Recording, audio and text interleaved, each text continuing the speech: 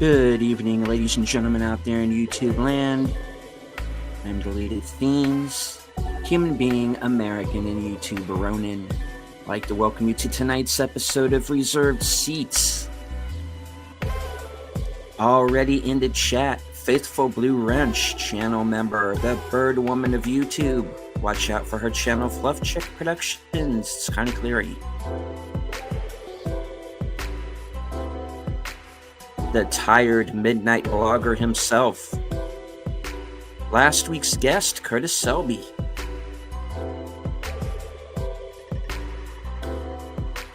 Bringing the Geeky Geezers raid, my co-host on Live from Sparkwood 21, Last Caller Tripicelli. Joining us from across the pond, Serality.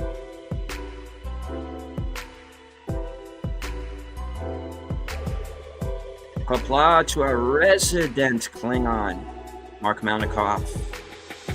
Hiding out here for a bit because he's in the Targ house. Left the drain plug in the laundry room sink and waited the house to wash. Whoops. All right.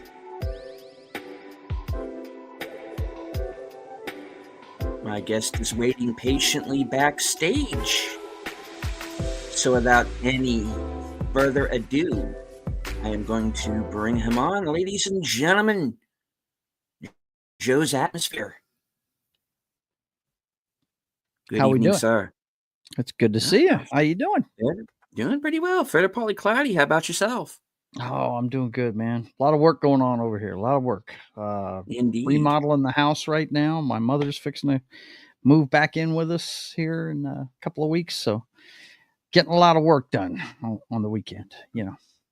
How are you? I'm doing fine. Keeping up, keeping busy. You know, I had one of those days where it was like a lot of hurry up and wait. Yeah. You know, had this supposed staff meeting that was supposed to take place at a time when my earlier show was supposed to be on. Mm-hmm. And then 45 minutes before that was supposed to happen, that got canceled. Oops. So I had to kind of rush to get back into a co-hosting mode. And then YouTube pulled the stream, even though we were showing a public domain film. Wow. And then Cosme decided to resign its post. So it was an interesting one, but wow. We got through it. And yeah, so Western Cinema Presents. I co-host that with Outlaw Bill. That stream. Right. What were you guys watching today? Watching a movie called Randy Rides Alone. Okay. And it was from 1934. It was very early John Wayne film. One reel film. It's like 52 minutes long. Which we then proceed to drag out for an hour and a half because of the issues we had. But yeah, we got through. It's actually not a bad movie. He plays basically a private investigator, really, kind of an undercover agent, and goes after some bad guys after they frame him for murder. So yeah, it's kind of like The Fugitive as a Western in the 30s. You know, it's not bad. It's not bad. Yeah. I like some of those old Westerns. My favorite one's High Noon, the one with Gary Cooper. Love that one. Mm-hmm. If you're talking old Westerns, I mean, my favorite John Wayne one is The Sons of Katie Elder. That one I love. Yeah. My brother and I think we wore out one of my dad's VHS copies of it when we were kids. We were trying to figure out if John had actually whacked George Kennedy in the head with a 2x4 at the blacksmith's place, because it sure looked like he beamed him really bad with that thing. Or no, it was an axe handle. That's what it was. It was an axe handle. He pulled one off the wall and hit him with it. In the movie, of course, you know. Right. Back in the day. Because of course, you know, you can't walk around, you know, hitting your co-stars in the head with No, it's not axe really handles. good when you do that, you know. It's not customary. No. Back then, anyway. These days, you know, who knows? Maybe it's good to do. Yeah. Maybe True okay. Grit. I see Sorality there talking about True Grit. Yeah, I mean that's the fault. That's the one everybody cites because he won an Academy Award for it. But I don't know. I just love the Sons of Katie Elder. Don't ask me why. Dean Martin, the whole cast is awesome. There's a young Dennis Hopper in that one too. He's he's the son of the bad guy in it. Yeah. So I haven't watched the movie in a long time, but I watched it so many times as a kid. I probably still quote it, but yeah, great movie. I love Westerns, man. I think, you know, they don't make them anymore. I think the last one I went to see in the theater was 3:10 to Yuma. I think that was the last one I went to see in the theater. Pretty sure. Yeah. And that was a remake of an old movie too. Yeah, it was. Yeah. And both versions certainly having their merit. I think both versions of True Grit have their merit. Because they do. I think so. Yeah. Because I know some people weren't happy with the Coen Brothers version for whatever reason. It's actually closer to the source material. Right. It's closer to the book. The John Wayne version. I've never read the book, but yeah. It's closer to that. Especially in the way that everybody in it talks, like not using contractions and stuff like that. It's this very different tone. Yeah, most definitely. Man Who Shot Liberty Valance, another great John Wayne performance. I think very unsung one too. I think because he was someone who, and granted, in a lot of his movies, he basically just played himself. Oh yeah, he was just Sean. Yeah, but there are movies where I think he really does kind of stand out and is more of a character actor. Man Who Shot Liberty Valance is one of them. How he did not get nominated for The Searchers, I have no idea. Yeah, that's his greatest performance. He did get nominated for Sands of Iwo Jima. I got no problem with that. That's good. One of the few movies he died in. Yeah. That's true. You can kind of count him.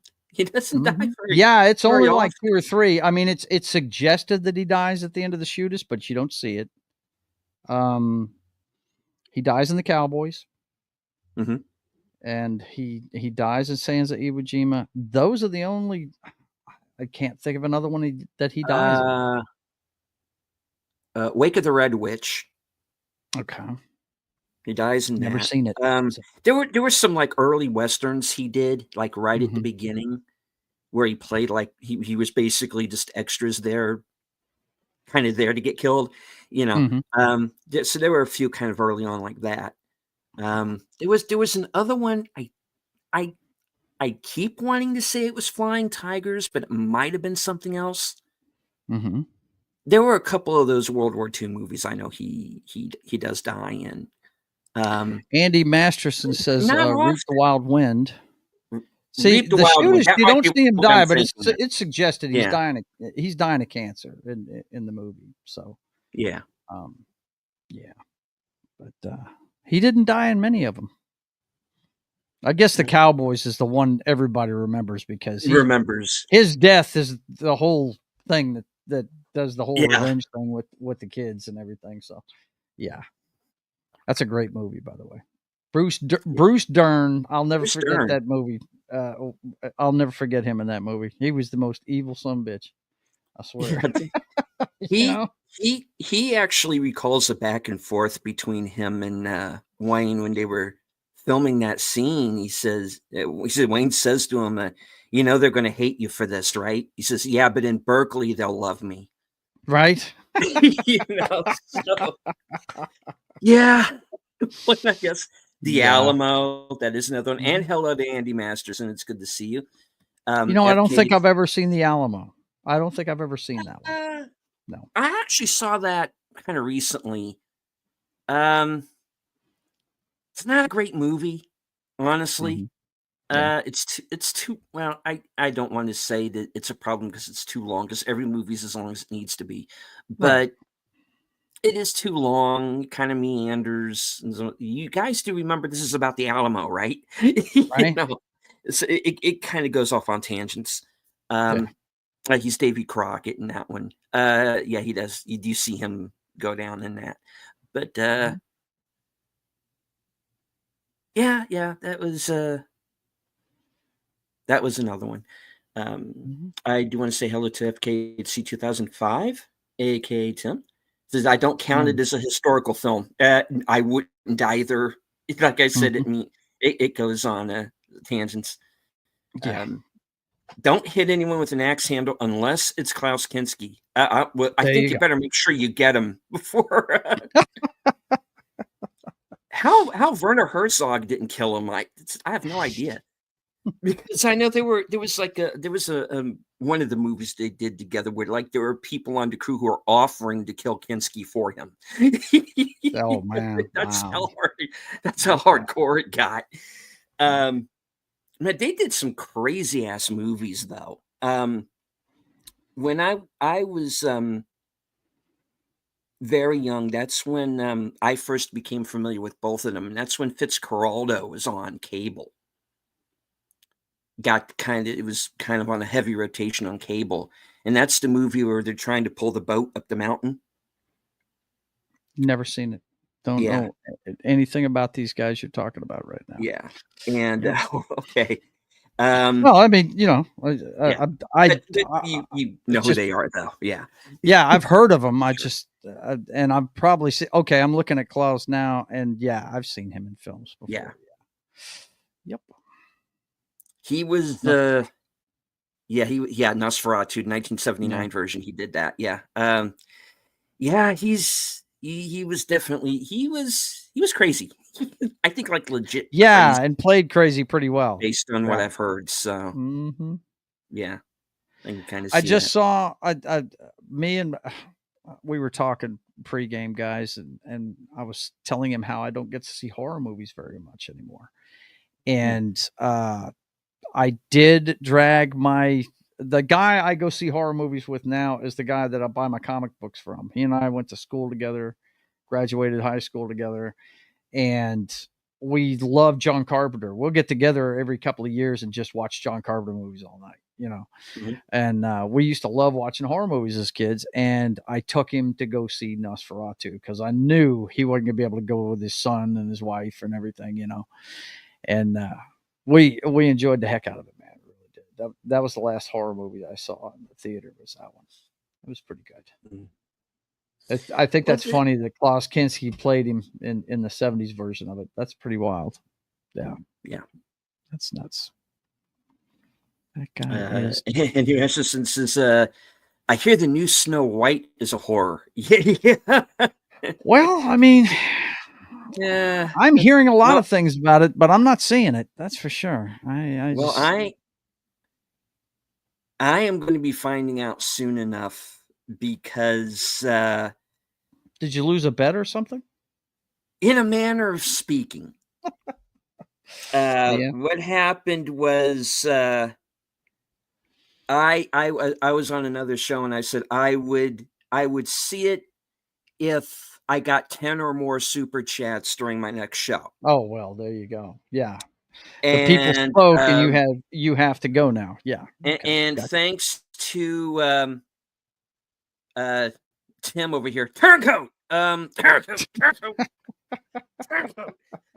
who put in like 10 super chats on top of the rest of the super chats. So yeah, Right.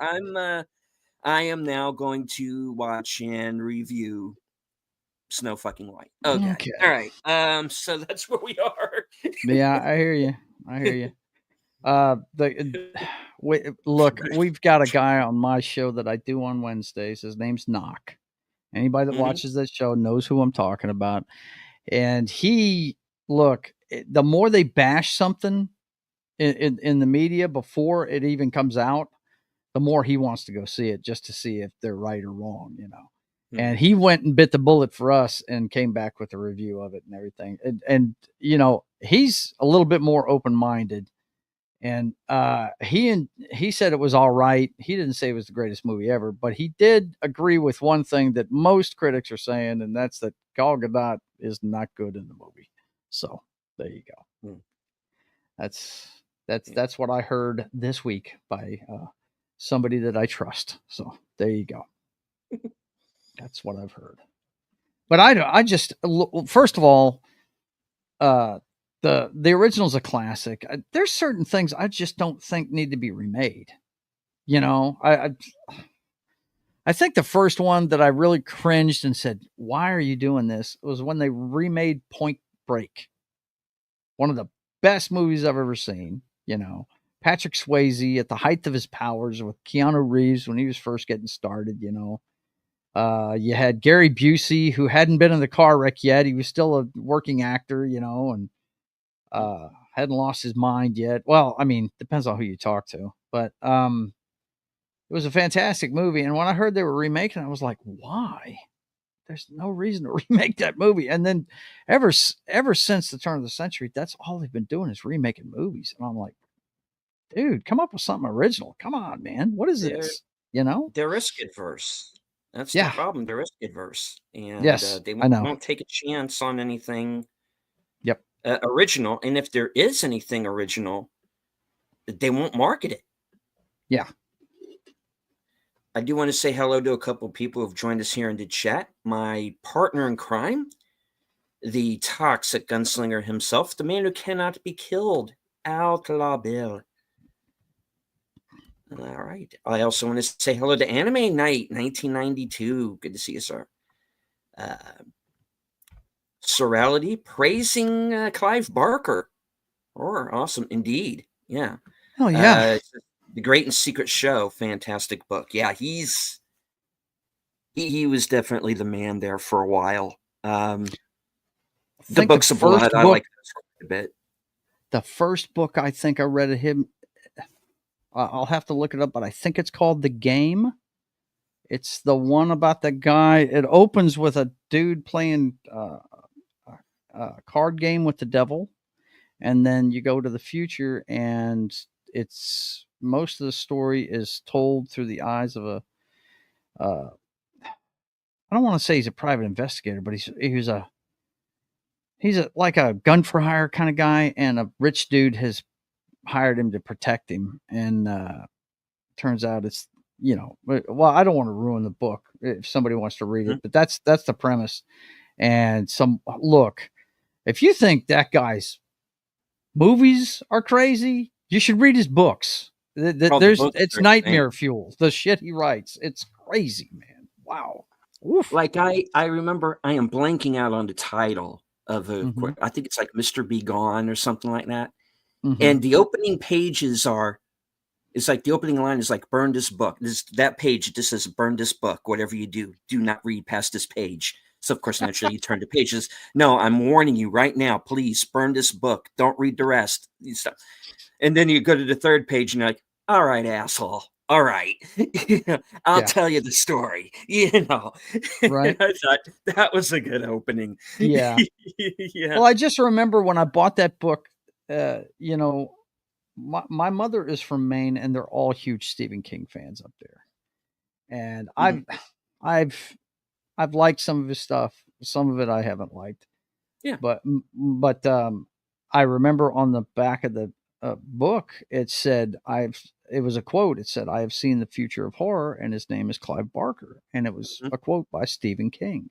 Yeah. And I was like, wow, that's pretty high endorsement, because that guy was making all kinds of bread at that time when I first read that book. That's God, that was a long time ago. I think I was in the Army when I bought that book. A long time ago.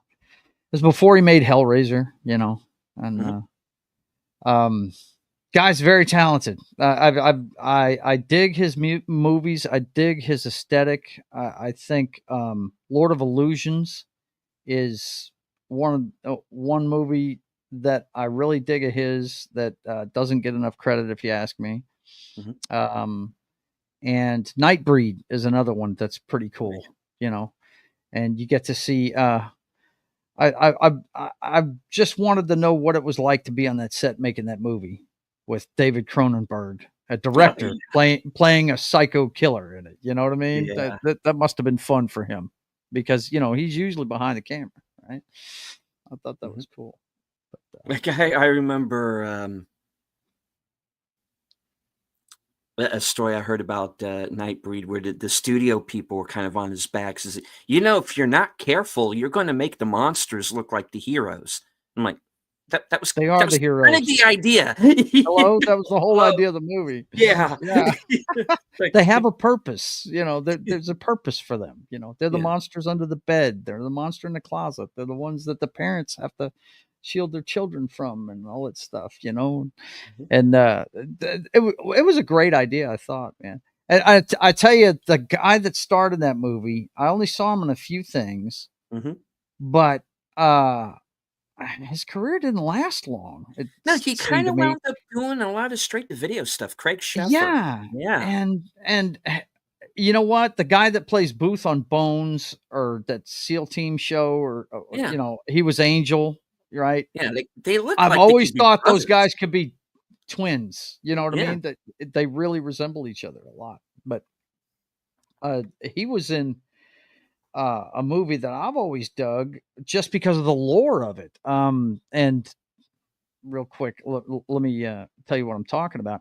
I'm a big John Hughes fan. Loved all his movies growing up. Mhm. And he made a movie called Pretty in Pink. Right, everybody knows it. You got. I can't remember all the actors' names. I know. Let's see. Is it Andrew? Is it Andrew McCarthy that plays the rich kid in it? Yeah. Yeah, and you've got what's oh god, I'm blanking on her name. Because I can't stand her. I don't like her at all. Molly Ringwald? Yeah, Molly Ringwald, that one, Mhm. and the guy from Two and a Half Men is in it Yeah, the other as idiot, Ducky, right? Jon Well, Cryer. Yeah. the way he wrote the script was she was supposed to get with Ducky in the end of it, right? Mhm. And Molly Ringwald pitched it that they should change the ending. And she kind of was getting what she wanted. She was a big star back then. And so they rewrote the ending. Well, he wanted to tell that story the way he intended it. And so he made another movie called Some Kind of Wonderful. Mhm.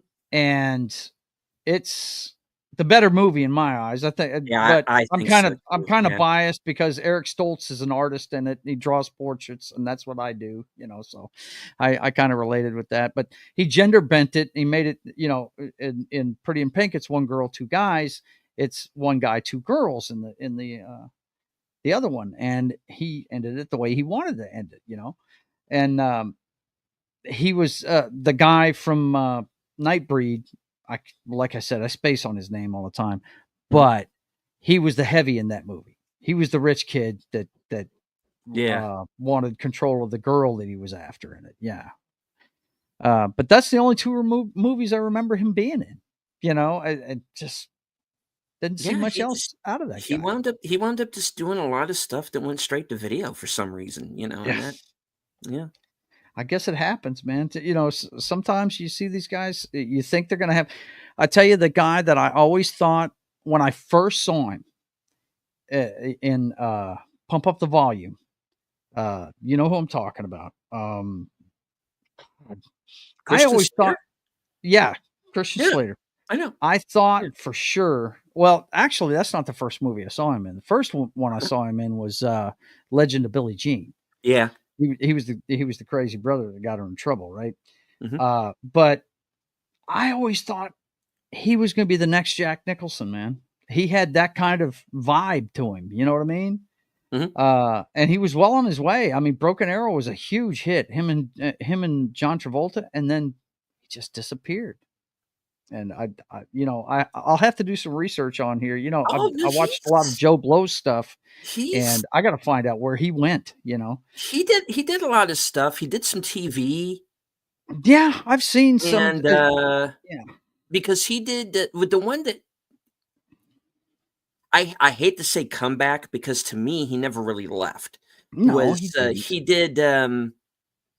he was on that Mr. Robot show on, Right, Mr. USA Network, Robot. and I I remember think him he being got, on like, that. He was an on an Emmy or a Golden ABC Globe or show something for where he that. was. He was on an ABC show that was short lived where he was looking for missing people, something like Oh, that. yeah, yeah, that was a good show, Um, I like that. I like I like mhm. I like what was It behind wasn't that. on long though. It wasn't on But long. you understand what I'm saying? The Yeah, way he came across in the movies, like True Romance was another one that he was great in, you know? mhm. And I just thought this guy is gonna be getting Academy Awards out the ass in the future, and he never did. He just, you know, I don't know if he just picks and choose certain Yeah, that material could be it or too, you know? I yeah. mean, to me, if you want to, and this is going to be me going off on a tangent here for a second. Mhm. If you know you want to talk about like Oscar nomination snubs, Mm. you know, if it were like up to like people like you or me, or just real life people, the Oscars would be very different. I mean, as far as I'm concerned, he should have been nominated for Pump Up the Volume and Heathers Yeah. Yeah. if it was up to Yeah. me. Mhm. Mhm. Um, So, yeah, I mean, Rutger Hauer would have been nominated for Blade Runner for sure. Oh my god. Um, Yeah, that's a just genre. just The for science that fiction last genre has never speech, gotten respect in you know? Hollywood for some damn reason, you know. Um, Um, yeah, Amy Adams in Arrival, how do you not nominate her? She is that yeah. movie. Um, I here's one that no. always flabbergasted me. How did oh god, I'm trying Jackie Gleason. Mhm, How did he not get nominated for Smoking the Bandit? How exactly, because how they is don't that? like comedies. Yeah, They don't nominate comedies. yeah. I mean, it's got to be something really outside the box, like Tootsie, right, to get Mhm, nominations and stuff. You know. Um, yeah, you're right. If it was up to movie fans like you and I, the Oscars would look a lot different. Now, some mhm. of those films would still be up for stuff, you know, but there'd be things up there that they would never even think about putting up there. What's he saying? Yeah, Craig Shefford, Program, yeah, football movie, I remember that. River runs River through Runs it. Through It, Nightbreed. yeah, with Yeah. Brad Pitt, Mm-hmm. yeah, I remember that, yeah. Mm-hmm. Yeah. Yeah, but it's just kinda like after that point, it's just like he started doing, like, these straight to video films, and, Yeah. he's one of those guys who was like, "Why is he not a bigger deal?" You know, I don't, you Mm-hmm. know, Michael Pare is another one, Oh well, especially you after know, Streets of you Fire, want to you talk know, about that's like, straight to yeah, video movies? yeah, But he's a I know, dude. Let yeah, me tell you something. You brought up Michael Prey.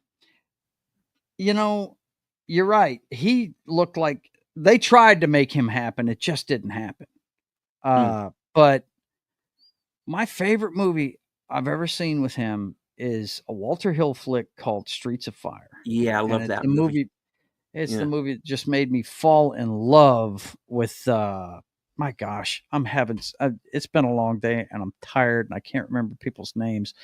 The redhead in that Diane movie. Lane, Uh, yeah, or yeah, was it the other girl Diane you think? Lane. That's Oh, yeah. it. I fell in love with that woman in that movie. Who I didn't? think she had already made The Outsiders, I think, Right, when that movie came out. Outsiders, Rumblefish. There was this Yeah. movie when she was even younger than that called A Little Romance, Hmm. But that, that that Olivier's actually in, believe it or not.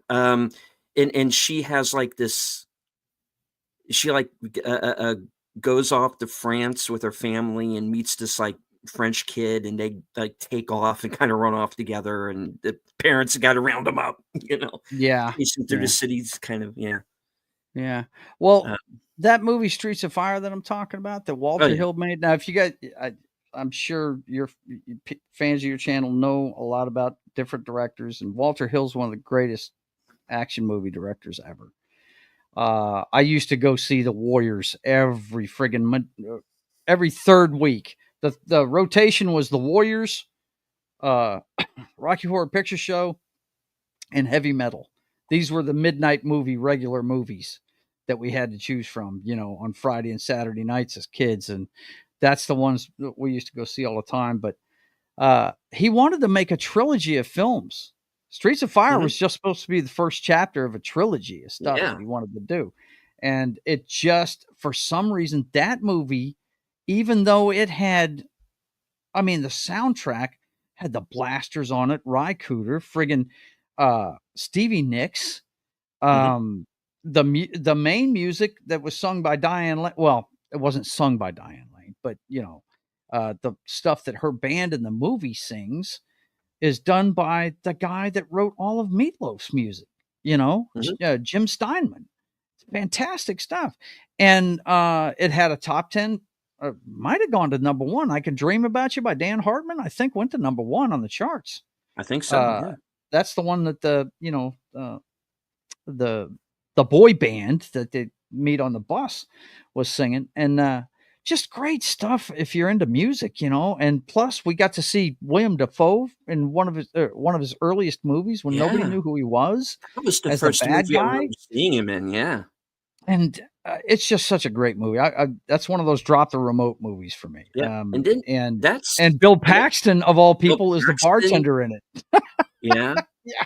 That's one of those movies where even the background actors, it's like people who just have 1 or 2 lines or just in 1 or 2 scenes, and you recognize, that's that guy. Because you got to understand when Streets of Fire, Rick Moranis, totally out of character. If you want to see Rick Moranis, most of the times you see Rick Moranis, he's a goof or he's the good guy, right? If you want to see him play a total jerk and do it to the hilt, watch Streets of Fire. He is a complete asshole in that movie. It's great, man. Yeah. He is really good. But it's just about the money, baby. I'm the one who loves you. That's he's that it. Guy, Yeah, he's that guy. It's all about the money. And friggin' but Michael Pare was the lead guy in it. And he didn't do a bad job, but you know what? You watch that movie and you see everybody around him and they just can't make him better. You know what I mean? Everybody around him is overshadowing him, really. You know what I'm saying? So I wasn't surprised when he didn't make it, but I do have to say, I do watch his movies a lot because I'm one of those. I mean, there's certain movies that you've got that in your how do I say this? Guilty pleasures, I would call them. Movies that are bad, but you watch them anyway. Oh, sure. I'm a big fan of the video game and the movie series Blood Rain, and he's in all 3 of those movies. And they're horrible. They're Uwe Boll movies, and they're just they're bad. But yeah, but some of them are actually kind of they're fun. They're fun movies. Yeah. In the Name of the King is probably that for me. Yeah. With Jason Statham, speaking of which. Okay. Burt Reynolds playing the king. Ray Liotta is like the evil wizard for some ungodly fucking reason. But I just get a kick out of that movie. And then he's just ripping off Lord of the Rings now. Why not? Okay. Right. And then you get into something.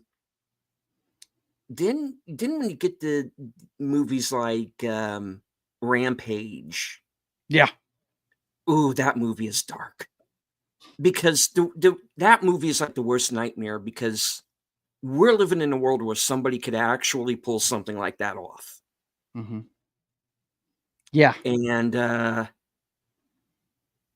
I think that movie, I don't know about the sequels because I didn't see them, but I think that movie is really kind of a wake-up call for you gotta be, because there are people like that out there, You're obviously not talking about the video game remake with Dwayne Johnson. And what are you talking about? Rampage. Oh, you didn't Rampage? Okay. Okay. I'm looking it up now. Yeah, Rampage. It's a Uwe Boll film. I think it's pretty much his best movie. Okay. Not that that's saying a whole lot, but it's basically this guy basically almost takes out his entire town. Wow. In it. And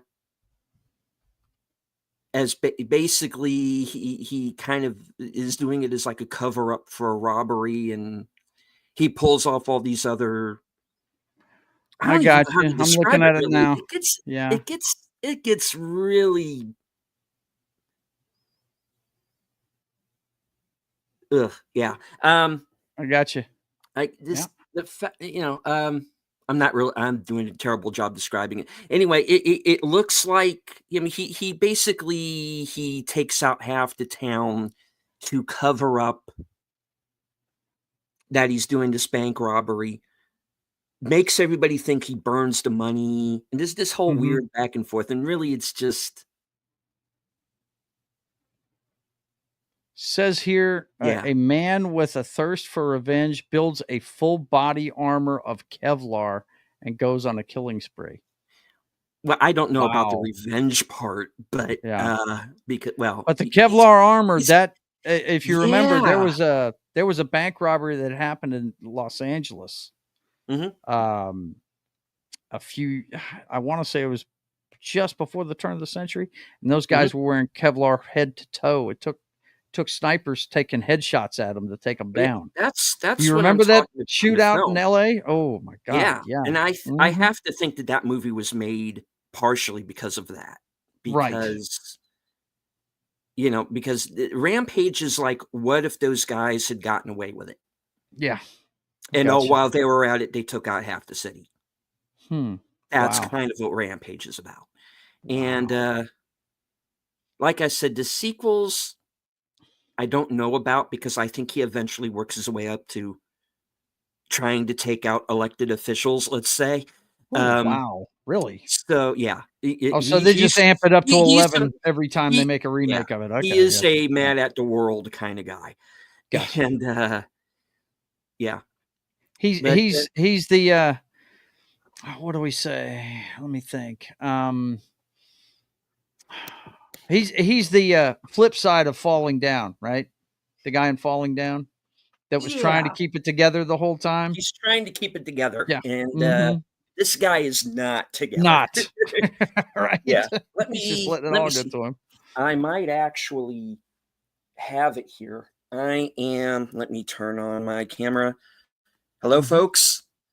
I am in the process of, um, in particular, going through old DVDs, Yeah.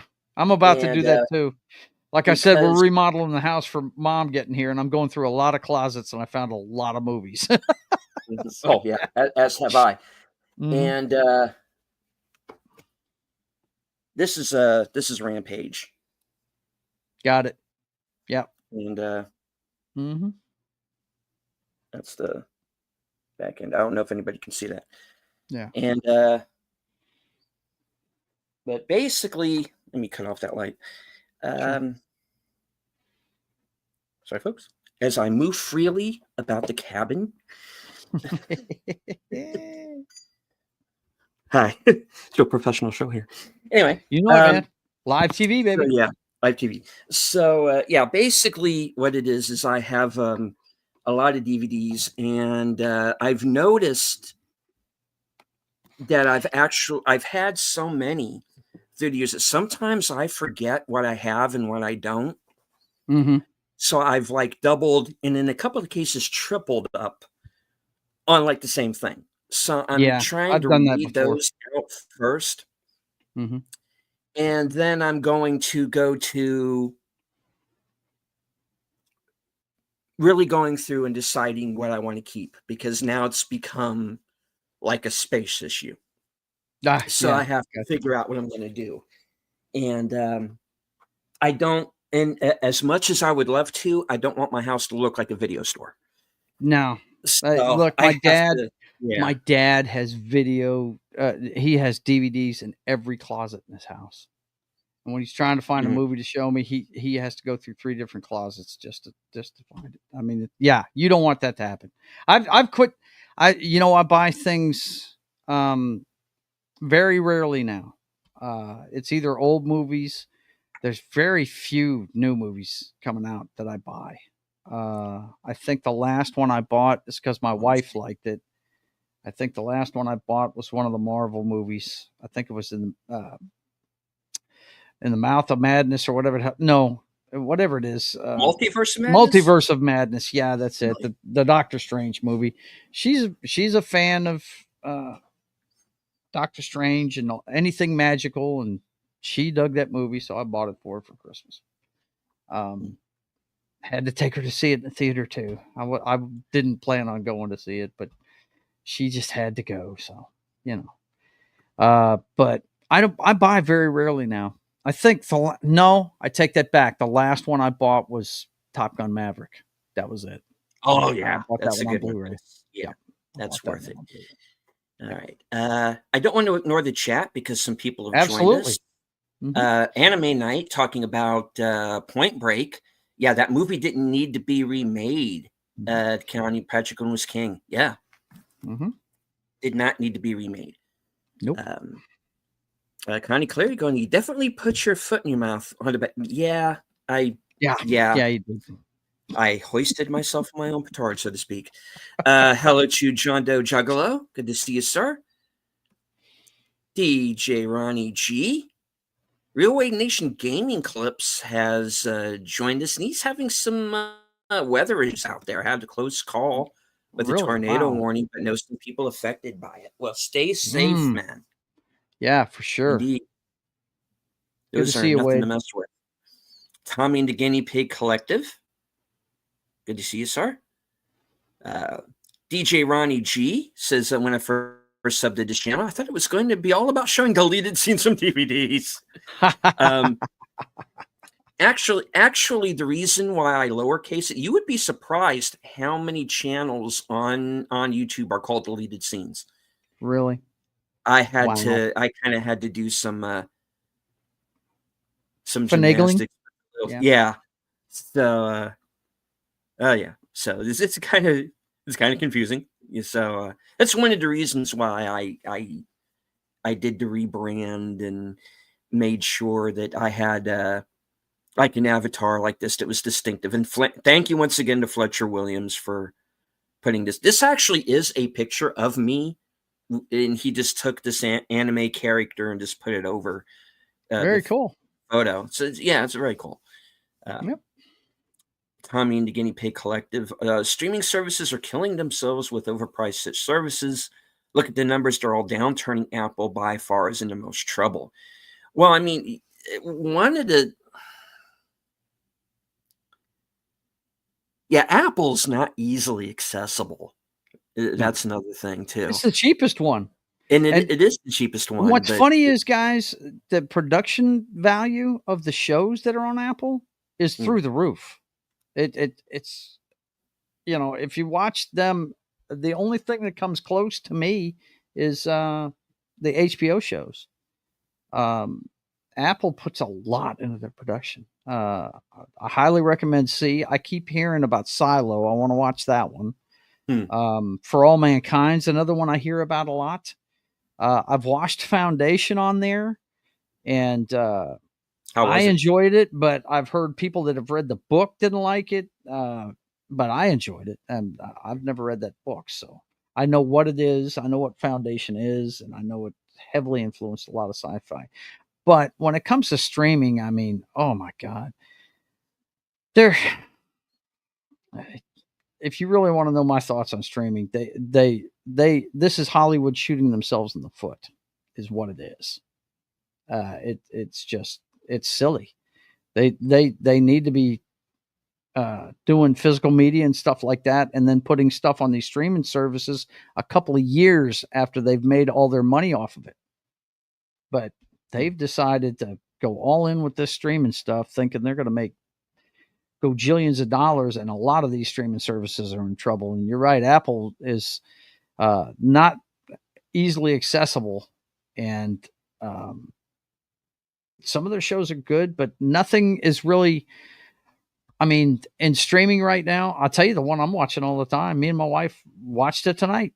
We watched 1923. The Taylor Sheridan verse is really good, and we watch a lot of shit on Paramount because of Taylor Sheridan and the shows he does.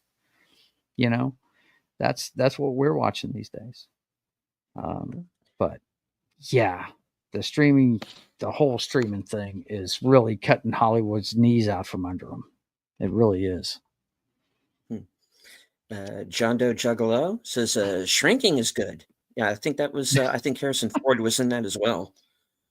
Yeah. DJ Ronnie G says watching Foundation made it easier for me to understand a book. There The you go. first 2 times I could barely follow it. Mm-hmm. After the show, it made sense, and I could see all of the wild changes. Mm-hmm. See? Yeah, it's varying opinions about Foundation. Yeah.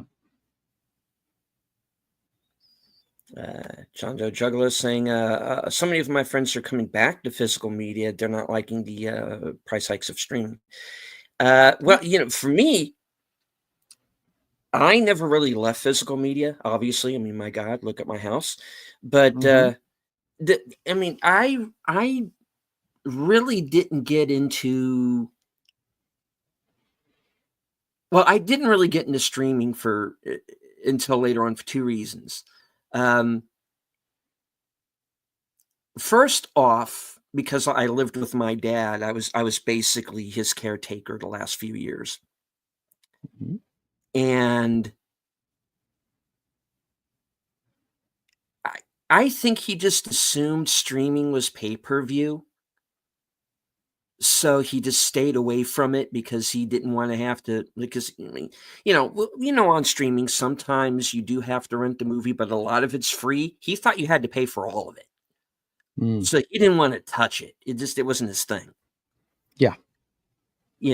So that Mm-hmm. was kind of my thought on it too, not really knowing all that much about it. But then we had what I refer to as the involuntary house arrest. Yes. And not only is that when I found YouTube, I found streaming. And I really looked into it more. And really, that's what we had. The theaters were closed. Mm-hmm. Yeah. So we had to. I was one of the guys that worked during the whole thing. I was, what they said was essential personnel. I was a furnace tech for a glass company, and they had to keep the glass flowing. So I had my papers. They gave me papers in case the police decided to pull me over. Did they? I had papers. Yes. And yeah. Show me your papers. Man. What a crazy time that was. Good Lord. But yeah, I think everybody got into streaming then, because I actually went to the theater during that time. I went and saw, I think, what is Christopher Nolan. I'm a big fan of his, and he put out Tenet that next year. And I went and saw it twice in the theater. I went and saw it when it first opened, and then I went and saw it. This is just after the movie theaters had opened back up. And I went the year that what was it? Which one was it? I think it was HBO. They had a streaming service, and that's Warner Brothers, right? Yeah, they were the ones that did releases at the theater and on streaming for that one for that year. Remember? Because the last one they put out was that Matrix 4th chapter that was just horrendous. And we were really hyped about it because me and my wife love the Matrix trilogy, and we went to go see it in the theater. I am convinced that movie is a troll. Yeah, that was trolling the studio all the way. And I think that's the one thing for sure that I liked about it. It says, okay, you want me to make a 4th movie? Okay, I'll make a 4th movie, and I'll make it the biggest studio-looking piece of crap that I can possibly make. Right, and I will change the rules of everything. I will change everything about it, and you guys will never want me to make another one. You know what? A lot of people have said the same thing about the Joker. That's what the sequel to that movie was.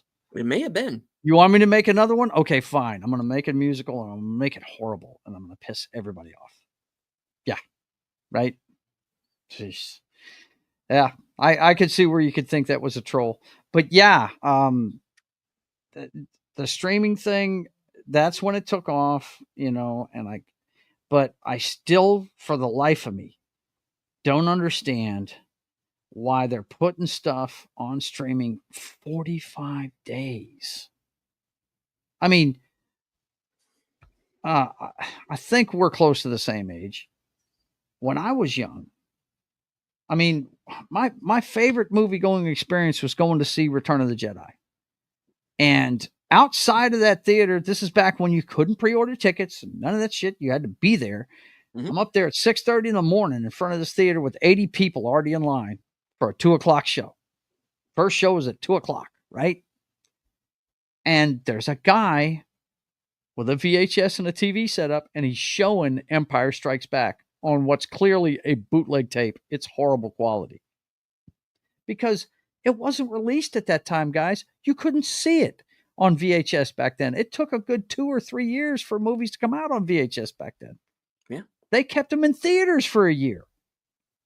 Remember they used to have dollar theaters? Oh, yeah. And I must have gone to see Jaws about 6 times at the theater, and I know the one I've seen the most in the theater is Excalibur, and I went to see it 8 times. Wow. Went to see that movie 8 times between 1981 and 1982. Me and my buddies were all playing Dungeons and Dragons back then, Why they wouldn't want to make as much as they could out of the theater run and then make as much as they could out of physical media. Now they put it on streaming after 45 days and they're only getting whatever the streaming costs now. I don't pay the bills around here. My wife does. She spends all the money. So I don't know what it is now. I know Netflix keeps getting pumped up. I know that one's good $16 for us now. But most of the streaming services, you can get cheap deals that are $10 or below, and that's a drop in the bucket. They could be making a ton more if they just, but I really don't know what the thinking is. It makes no sense to me.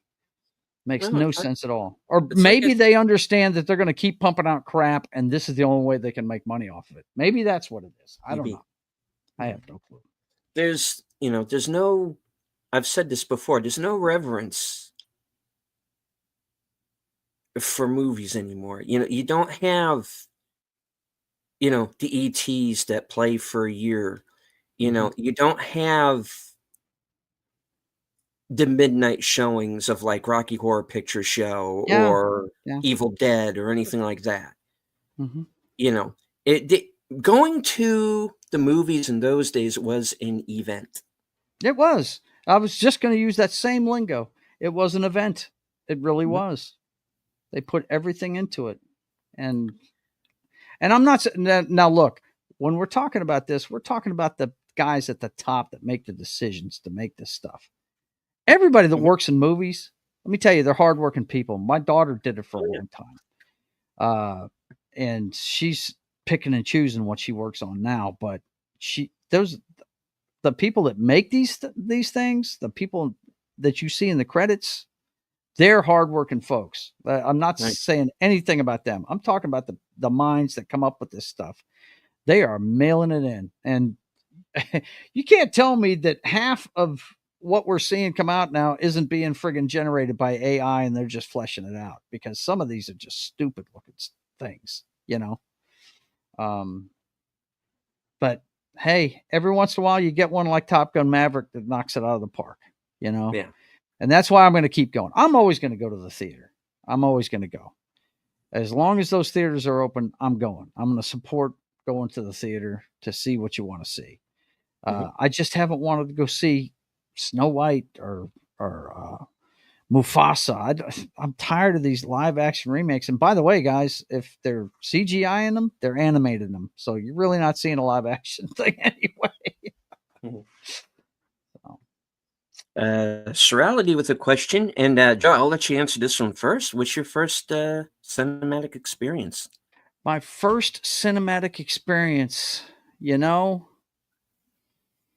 I don't know for sure, but I can tell you the one I remember from when I was a kid, because I was wondering when it was ever going to end. And that was The Sound of Music. My mother took us to see The Sound of Music when I was a kid. And it came out the year I was born. And this is another example, guys. I don't remember things from when the year I was born, okay? I saw this when I was like 4 or 5, okay? So this is 5 years later, and they were still showing this thing in the theater, okay? And I just kept looking at the theater I saw it in had a clock on the wall with a little blue ring around it. And I kept looking at that clock, wondering when that movie was going to end, because it was like 4 hours long. But yeah, I remember The Sound of Music. That was probably my first cinematic experience. Not my favorite, though. Like I said, my favorite one was Return of the Jedi. It was an event, boys and girls, an event. I remember that one so much because my Aunt Mary wanted me to come visit her down in New Orleans. And well, actually Metairie. It's a suburb of New Orleans. She was in the National Guard down there. And I said, look, because I was fixing to join the Army. I was at the end of the summer, I was taking the summer off, and I was joining the Army the last day of the summer on August 31st, right? So I said, look, Aunt Mary, that's fine, but you got to pick me up on a Tuesday or a Thursday this week. I said, because Wednesday I'm going to be in the theater. And she said, well, what's up? I said, Return of the Jedi's opening. And she said, well, okay, I'll pick you up Tuesday. And she dropped me off on her way to work at 6:30 in the morning. Like I said, there was 80 people in line already. This guy's showing Empire Strikes Back on the outside of the theater on a bootleg tape. They had a fountain machine set up. Movie didn't start till 2. I hear some guys hollering my name up the front of the line. And it turned out it was guys that I had gone to leadership school with right over here at Barksdale Air Force Base. And they were from down south. And they had come up here for leadership school. And I got up the front of the line with them. And I'm telling you, there's nothing like, if you're a big geek, go still to this day. I try and go see the stuff I really want to see on opening day, because that's when all the like-minded individuals are in there. You know what I mean? And it's a shared experience. That's what's great about the theater. You're in there with a bunch of strangers seeing something for the first time, and you get to see everybody's reactions, and it's a lot of fun. Every time one of those characters stepped on the screen for the first time, everybody cheered. Everybody did. And when Darth Vader grabbed the Emperor and threw him into that long tube, basically killed him, that place exploded. The popcorn was flying in the air. It was an experience I'll never forget. And I always tell people, if you're a big fan of something, go see it opening day as soon as you can. That way you're there with all your like-minded individuals, and you'll get the same fun experience. You know what I mean? Because man, it was so great. It really was. I think the closest thing I've seen to that since that movie, and I didn't see it, but I saw it on a video, when oh my gosh, what's the name of it? I'm having a brain fart. Infinity War, the third Avengers movie, right? I saw a video of these guys in Israel in a theater, and they were playing the theme song for the Avengers on, I can't remember what instruments they were using, but they were playing it on some instruments. And the whole crowd was clapping their hands, getting into it, man, before the movie started. You know what I mean? That's another one. That series of movies that will never repeat what they did with the MCU right up until Endgame. That will never happen again. That was amazing what they did. But I will always go to the theater, and I'm pretty sure the first movie I ever saw was Sound of Music. I think that's what it was. What was yours? What was your first movie experience? And what was your favorite movie experience you ever had?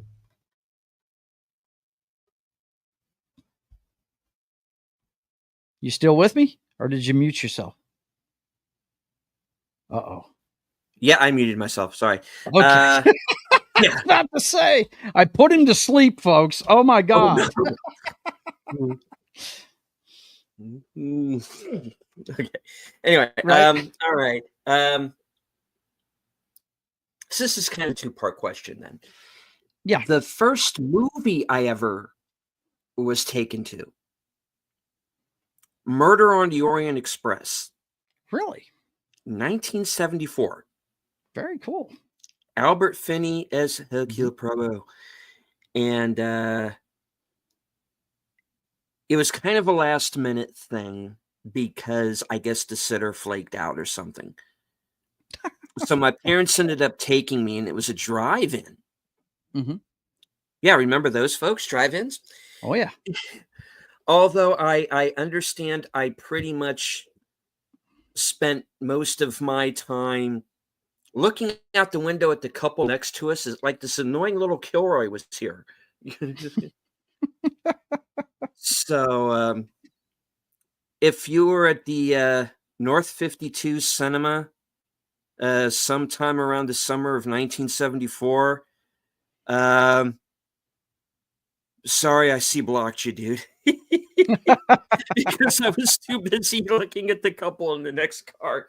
The first movie I remember seeing, The Rescuers. Okay. 1977. Disney film about these two little mice detectives. I don't remember anything about the story. I know Bob Newhart is one of the mice, but that's about it. Yeah, I remember The Rescuers. Yeah. And I haven't seen it since then, so I can't help you on the story.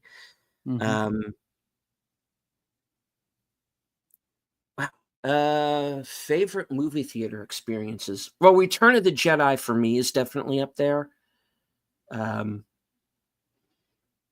Because it was this we have a mall down here called Northwoods Mall. And at that time, they had a widescreen 70 millimeter screen. Yeah. Actually physically inside the mall. And I saw Return of the Jedi there.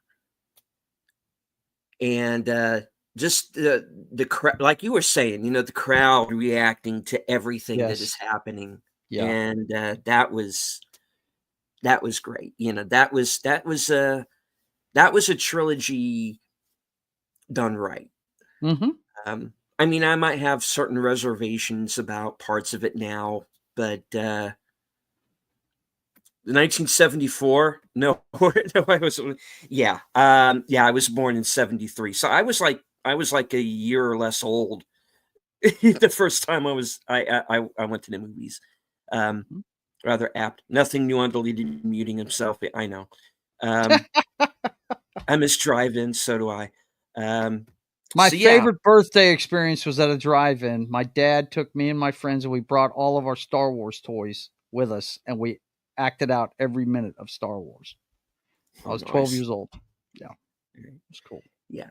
I was kind of a weird kid because if you ever made the mistake of letting me pick the movie, because I was all over the place, 9 years old. What do you want to go see? I want to go see Gandhi. Yeah, there you go. I'm 9. And I want to go see this, 3 hour and 15 minute, historical epic, and everybody's ready to kill me.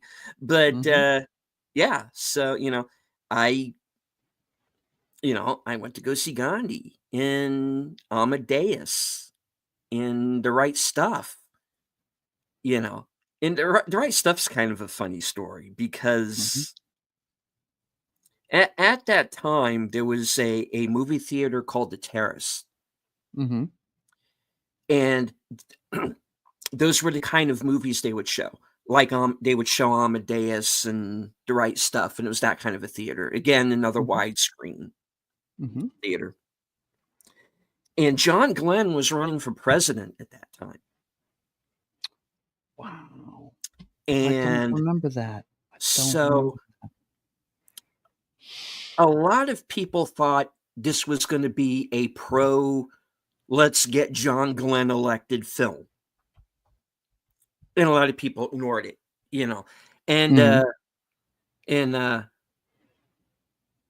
and my dad drove us up there, and drove me and my mom, because usually my mom went with me, because by that point my dad had stopped going to the movies. And so we pull up to the theater. He's like, "Oh, it's that goddamn political movie. Oh, have fun, kid." Because again, he thinks it's going to be 3 hours of let's go elect John Glenn. Right. You know, Mm-hmm. but it isn't. And eventually you saw it, and it's actually pretty good. Um, Mm-hmm. and whenever I watch that movie, I always connect more with Chuck Yeager anyway. Sam Mm-hmm. Shepard. So Right. I cared more about. As far as I'm concerned, that movie's about him. But Mm-hmm. anyway, so that was a fun one. Um, It's got a great cast, man. it Yeah. does. You Yeah. know. I Um, always the scene I always remember from The Right Stuff is John Glenn, played by Ed Harris, of course. mhm, He's talking to his wife on the phone, and she's telling him about uh, the reporters being all over the place, and she doesn't know what to say to him and all this stuff, and she's just real skittish about it. And what did he say to her? He said something like, "Look, you just tell them all to leave you alone, and mhm. if they got any problems with it, your husband will be back on Thursday." Yeah. I don't know why I always remember that scene, but I just thought, man, you just made that woman's lifetime telling her that, it was really cool. That movie's fantastic. I It love is. it because I'm a big fan of the space program. Matter of fact, a lot of people uh, they had varying opinions about Obama and everything. I'm one of these guys, yeah, I may not agree with somebody politically, but I always hope the president makes the best decisions for all of us and all that good stuff. And I pray for him and all that stuff. But I tell you, he really let me down when he mothballed the shuttle. And I never forgave him for that. I was like, man, you shouldn't have done that until we get something better. You shouldn't have done that. You know what I mean? So, uh, I've always been a big fan of the space program and what they do. So, but hindsight may be 2020. He might have been a genius shutting it down because we've got all kinds of stuff now that SpaceX does. And didn't I see an article the other day about they have a plane that goes damn near in orbit now or something like that? Some secret military plane or something like that. I I can't. wouldn't be surprised. Yeah, but yeah, Right Stuff's one of the greatest movies ever made, if you ask me. Yes, it's long, but Sure. it's worth it. It's worth it to watch what those get because they were all. God, you talk about flying by the seat of your pants. They were all test pilots.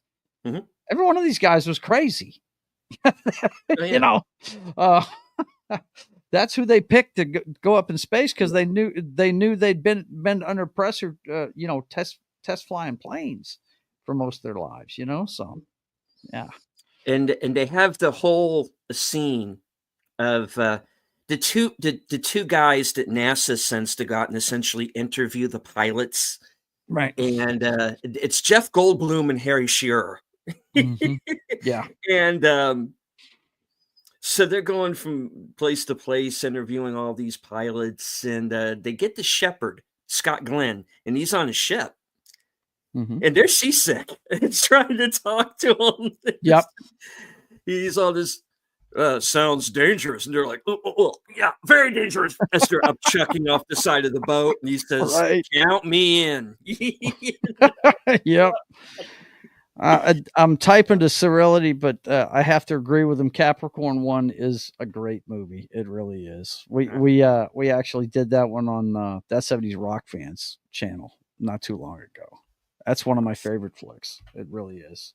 It gives fuel to the fire for the people that think we didn't go to the moon. I understand that, but it's a great conspiracy theory movie. That's one of my favorites. I love Peter Hyams, the guy that directed it. I love his stuff. Mhm. I think my favorite movies he's ever done was that one and one called Running Scared with Billy Crystal and Gregory Yeah. Hines from back in the day. My God, good He, stuff. he's another very unsung director.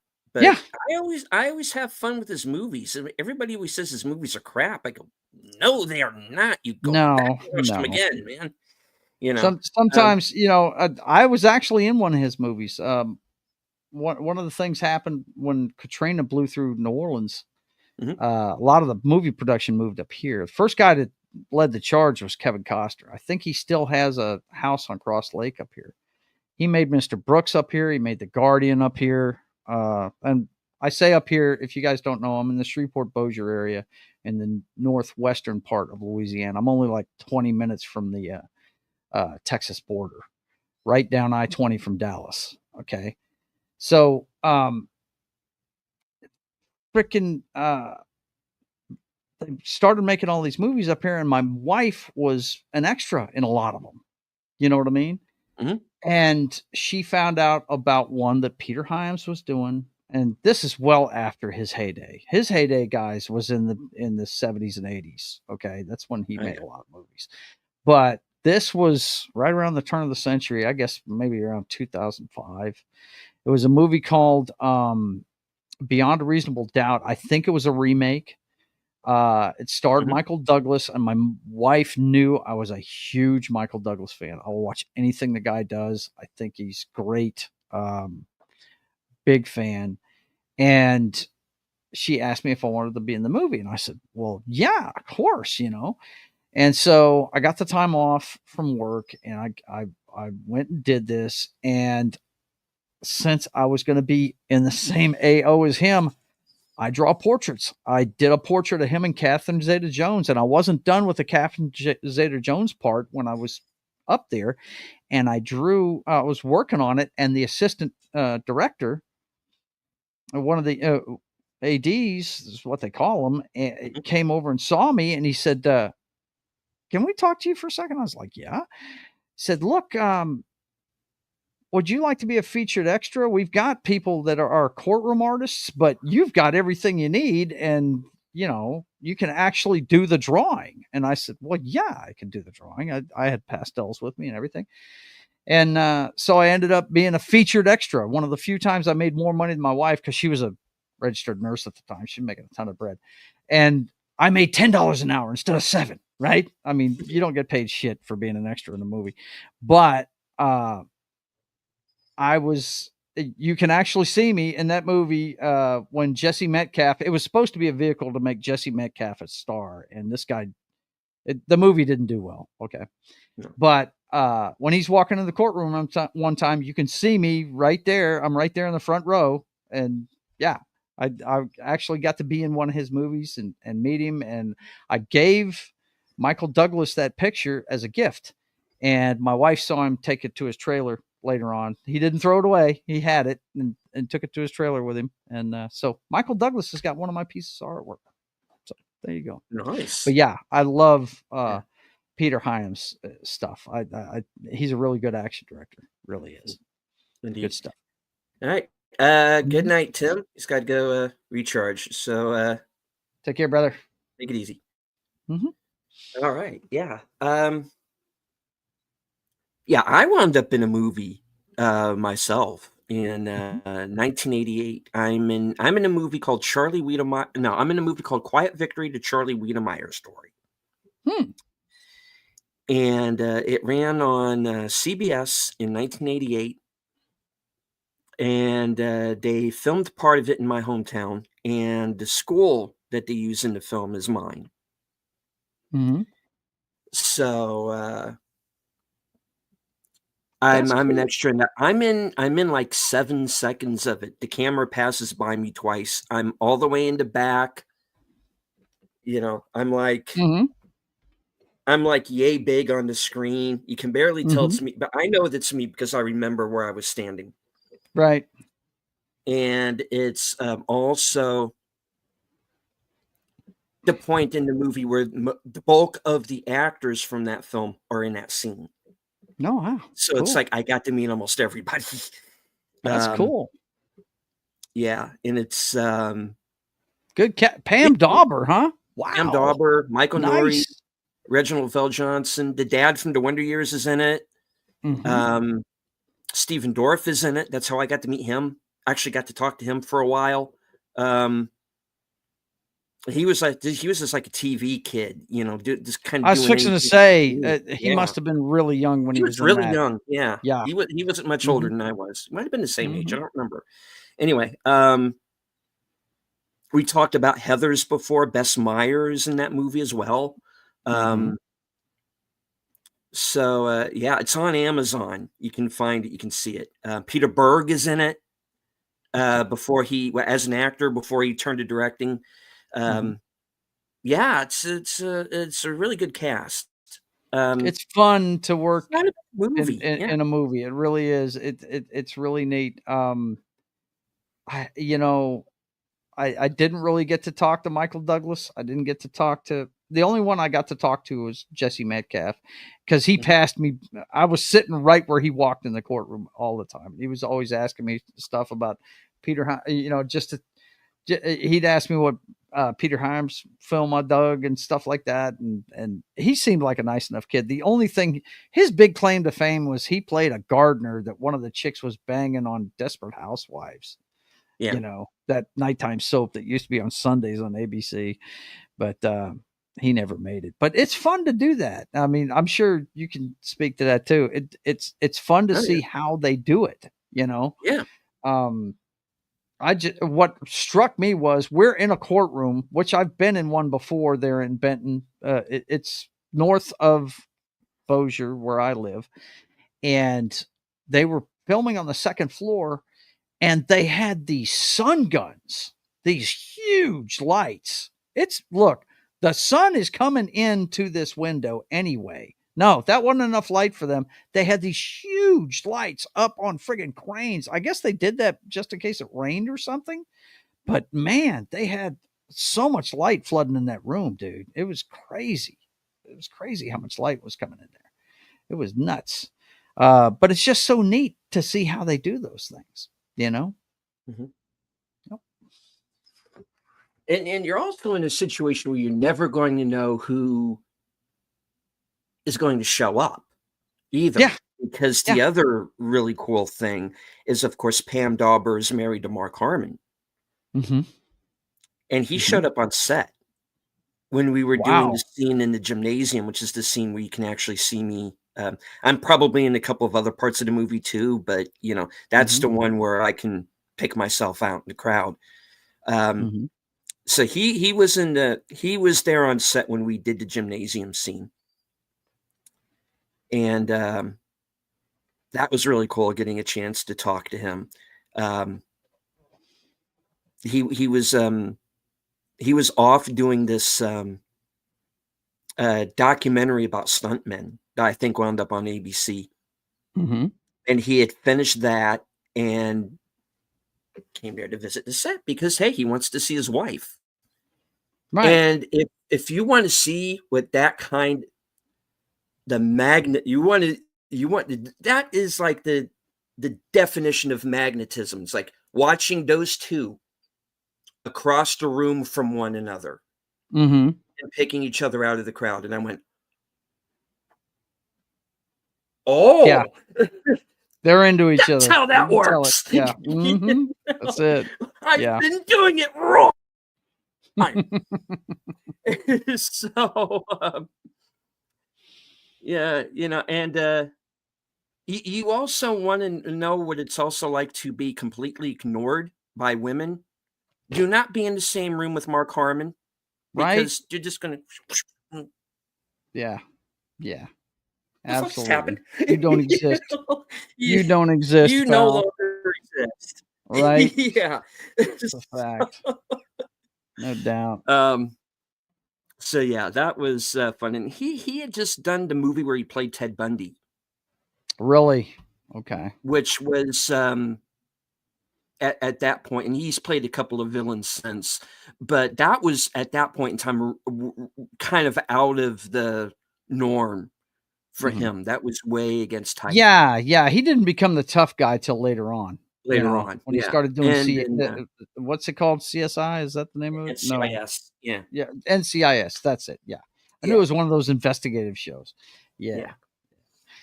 So He didn't do that till he got older. Yeah, he was more yeah, the pretty boy, you know, jock yeah, kinda guy before that, yeah. yeah. Mhm. And then you find out that he can be extremely creepy. Yeah, he can. He can do extremely creepy really well, Yes, he and can. yeah, and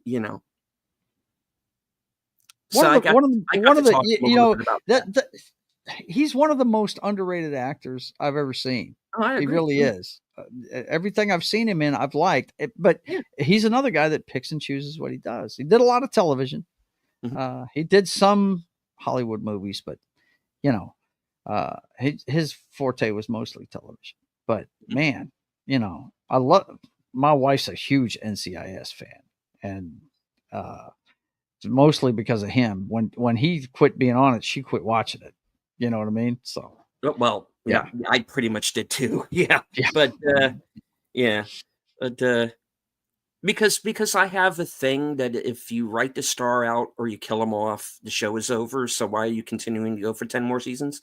The Right. show's over. Mhm. Move on. Yeah. You know, ER, I'm talking to you. Noah Wiley Hello. is fine, but you killed off Anthony Edwards, and that was that pretty much. There you go. Anywho, The Beast That sports. Won't Die Now is what? Grey's Anatomy? That one's been on. My wife is still That's watching the still show. on? Yes, it's still Oh on. my god. Still putting out new seasons. Yes. Yes, it is. But you know what? The main character is barely on that show now. Oh, Grey is barely on that show now. She is barely on it. Mm-hmm. Serality says that they'd like to see some more artwork. Well, you just go to my channel, man. I do pencil sketch portraits. You can go to joesatmosphere.com and check it out. I've got some of my portraits on there. I do commissions. I'm on Facebook. I'm all over the place. Anywhere you got social media, you should be able to look. And my Subscribe Star, you can see some of the exclusive artwork that's going to the comic book. That back there on my drawing board. Hang on a second.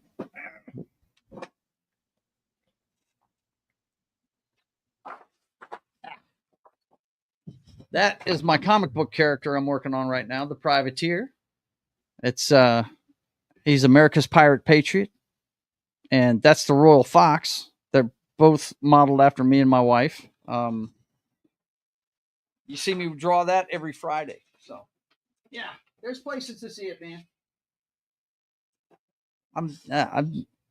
I do a draw stream. Well, actually, I'm doing one with Gary Kissel tomorrow morning at 10 o'clock. We're both going to be working on our comic books. He is much better than I am at comic book work, though. I got to tell you, Gary is really good.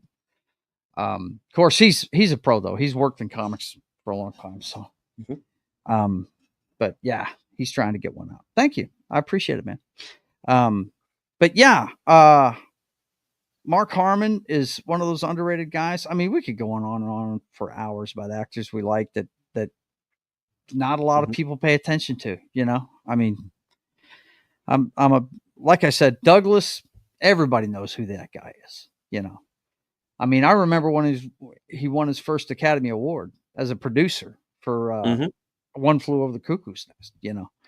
One of the few movies that has swept the big five. I think there's only like 3 of them that have done that. One of them's from way back when I didn't even know anything about movies.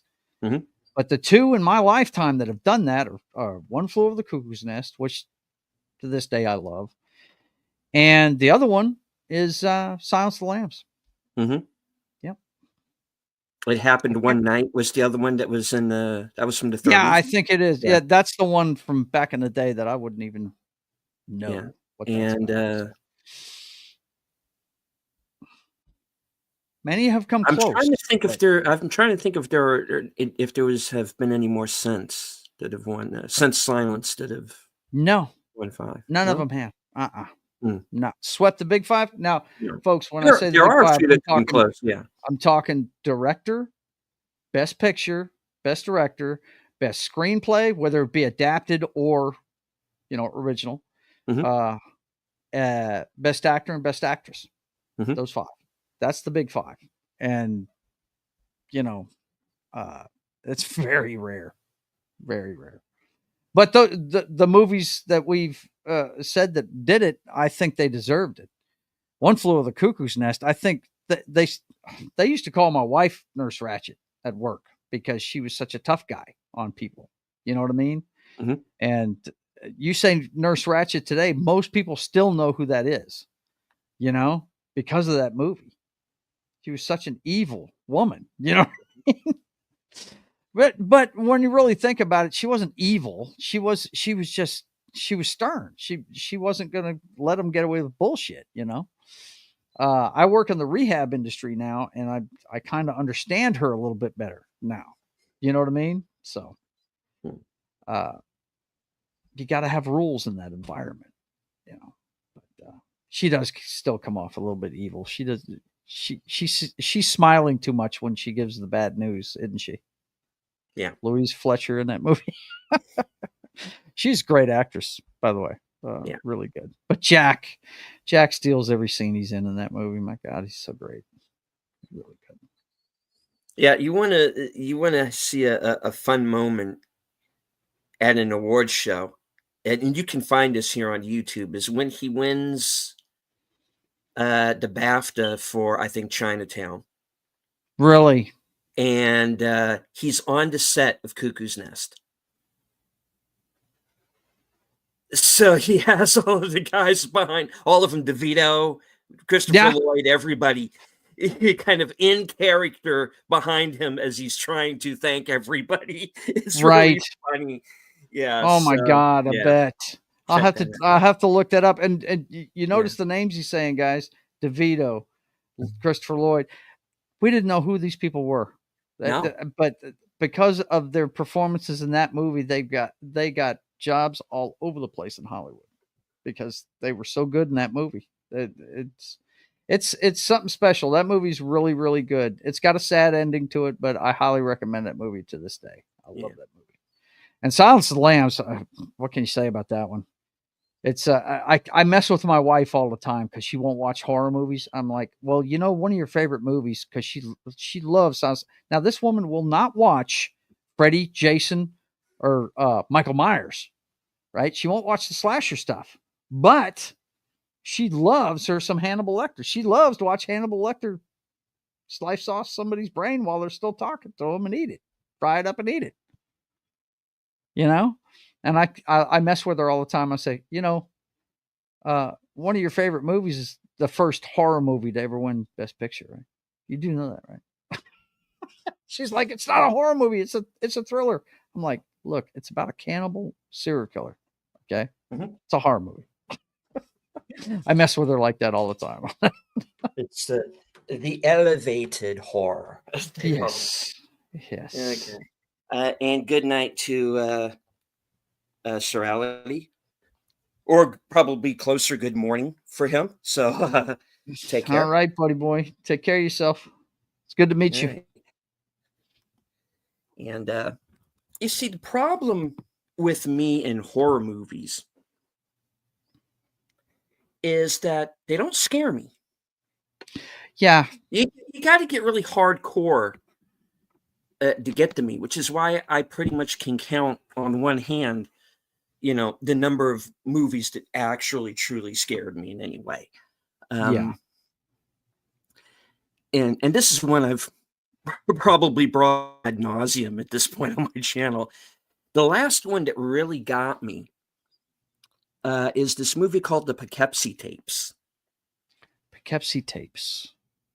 Okay. And this was a movie that was originally meant to be released in 2007. Okay. And you saw like posters of it in every movie theater. There was a trailer for it before every movie. And then it never showed up in theaters. Where'd you see it? And then it came out on video, I think like about 10 years later. And I had actually forgotten about it. Do you know how to spell it so I can look at it? Poughkeepsie, KEEPSIE, I think is the correct. I got it. And thank you, sir. Yeah. And it is. It keeps being called a found footage movie, but it's not. I was expecting to say, just by looking at it first blush, that's what it looks like. But, yeah. Go ahead. But it's done in the style of like a Forensic Files. It's like a true crime documentary kind of thing, like you would see on television. And all right, the basic story, the first scene is in 2001. And the SWAT team breaks into the house of this suspected serial killer. He's gone, but he has left behind like 600 hours of videotape, the Poughkeepsie tapes of the title. Mm-hmm. And Poughkeepsie, yeah. Mm-hmm. Yeah, they also find a woman who's been missing for 7 years. And he has had her the entire time. Wow. And yeah, it gets seriously messed up. And the thing is you don't really see a whole lot, but you get descriptions of things. Yeah.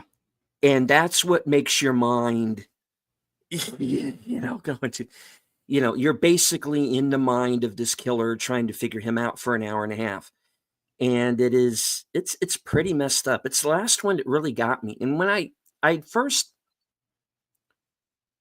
heard any plot details about it, was there used to be the show here on YouTube called and this is something that I found during the pandemic. There used to be this show called Double Feature. And on one of their shows, they talked about the Poughkeepsie tapes.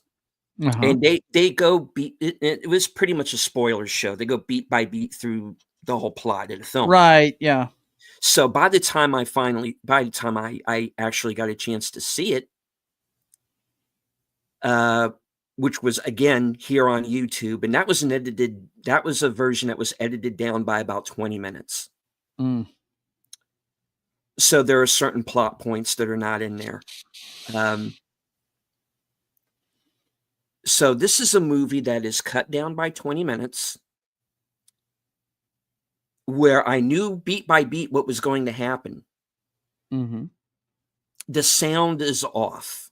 So it kind of makes the guy playing the killer sound like a chipmunk when he talks. Yeah. Which is, here, yeah, you got it up right here, I think. Yep. Yeah, let me put that up. Yeah, this is it. And so, it sounds really, which this adds to the creep factor because he sounds like Chip and Dale, right? Because it was like it was just this bad sound on it. So, and that version of it kept me awake for 2 days. Wow. Yeah, and then wait until you see the uncut version. Right. And that is really super. Right. This is the IMDb page. You can see it, guys, on MGM Plus and Roku. Yeah. So, and the Blu-ray is available as well. But yeah, that's probably the last movie that really got under my skin. So whenever someone brings up horror movies, I go, I got to bring this thing up. Yeah, I hear you, man. I hear you. You are Go ahead. inside. You are inside the mind of this killer, and it just the guy who, because it's one of those movies where there's one of the things that works about it is the fact that most of the actors in it are not recognizable. So you can them as their character. You don't have the backstory for them. Right. You can't say, oh, hey, that's that guy who was on that show, even though there is an actor who's in this who is also on X-Files. Right. So he's kind of like the main guy that you recognize in it. And he's like this FBI profiler, and he goes, and he says about the killer that he's not good at much, but he's good at this. Wow. And and with this killer, it becomes like a performance, right? And the guy who's on the top right, he's the killer, Edward Carver. Even though they don't call him by name in film, he's actually the guy who's the killer. And it's not a whodunit. You know who this guy is from the beginning. Right. So it's not like, you know, oh, which one of them is it? Mhm. From the beginning who it is. And Yeah. he's just so what makes him creepy, other than the fact that, he doesn't give a rip who he kills. Pretty much anybody is on the menu for this guy. Right. Because one of the reasons why he's getting away with it is he is constantly changing his MO. Okay. So the police think they're after several different people, Okay. and it is all him. Wow. And like I said, it gets to the point to where it's performance art to him. Wow. Sounds a And lot.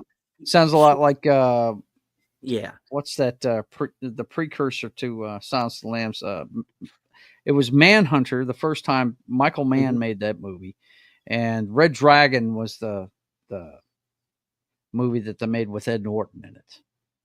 That's what it sounds like. Sounds like he's doing paintings and stuff like that, right? yeah, He's doing performance art, right? Yeah. to him, yeah. Mhm. And he's and because you have this FBI profiler interspaced throughout the movie, trying to figure this guy out, and this is and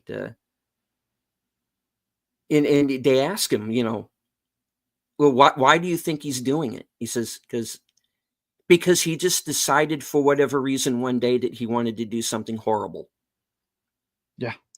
and he And got away he with liked it, it. Yeah. and he liked it. So he's going to keep doing it now because he's getting better at it.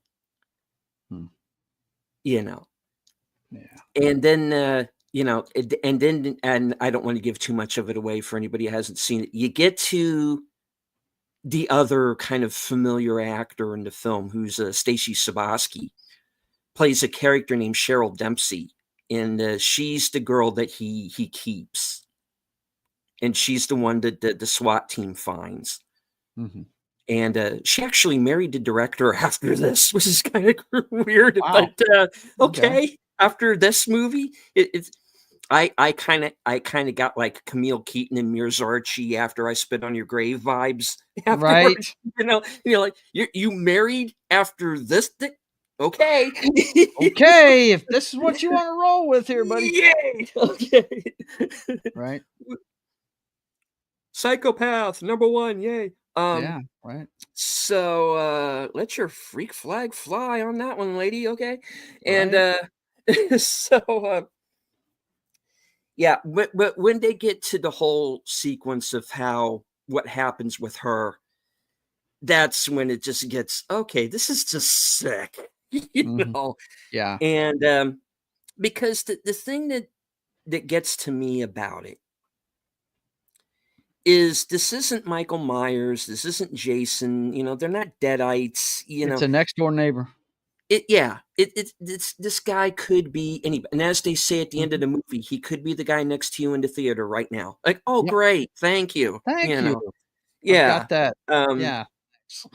terrific, and, and just he's just so calm through it, because he's like, I'm not just going to kill you, I am going to kill your soul. Mhm.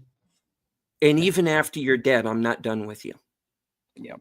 And that's who this guy is. And Wow. you know, I and Well, you've because sold me. I'm gonna have to check it out for sure. we hear these news stories, because of guys like Bundy and Gary Heidnick and all these guys, who will like Buffalo Bill in Silence, this guy who like keeps somebody in his basement, Yeah. and that's the creepy part for me, because that does happen, It and exists. Look, if it you is, think evil yeah, doesn't exist, I'm sorry, folks. It does, and yeah, it's the thing about it is, man, it's scarier than what you see in the movies yeah, because these people are broken mentally. mhm, They don't get that people are in pain by what they're doing. They're just that they don't think like most people do. and it's it's really scary. Yeah. Yeah, the Buffalo Bill character was actually based on real serial Yeah. killers Three and their different activities. Yeah. killers. Yeah. Hmm. Yep. And this guy is very much, I mean, the whole, dare I say it, the transvestite angle is not in this movie, but Mm-hmm. everything else is, Right. Mm-hmm. you know. Um, and he's just, the creepy part is he's so calm, and the fact that, my thinking goes to, somebody is probably trapped in somebody's basement somewhere, and it's probably closer than I think, and I don't want to think about stuff like that. Yeah. Because there's there are scenes in this movie where it's about the effect of what investigating this guy is doing to the cops Mm-hmm.